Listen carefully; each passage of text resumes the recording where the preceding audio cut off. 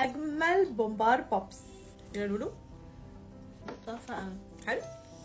عمرك فكرت ان انت ممكن تاكل اكله لمجرد ان انت شفتها على السوشيال ميديا حتى لو ما كنتش بتحبها؟ ده بالظبط اللي حصل معايا مع الممبار. انا مش من محبي الممبار وعمري ما عملته في بيتي اصلا، ولكن قعدت اتفرجت على فيديوهات كتيره جدا بتتكلم على الممبار وقد ايه هو جميل وقد ايه طعمه شهي وصور مشجعه جدا، لحد ما قلت لنفسي يلا بينا احضر ممبار. الساعه 1 بالليل قمت وحضرت الممبار، وطبعا فكرت فيه زي اي اخصائي تغذيه، هو ليه قيمه غذائيه؟ ايوه ليه قيمه غذائيه وفي بروتين وبعض الفيتامينز، ولكن كمان مليان دهون، وعشان كده قررت ان انا افكر له في طريقه صحيه وفي نفس الوقت يكون طعمها شهي. بس عاوزاكم تشاركونا تجاربكم، ايه الحاجه اللي السوشيال ميديا خلتكم تجربوها مع انكم ما كنتوش تتخيلوا ابدا ان انتم ممكن تاكلوها؟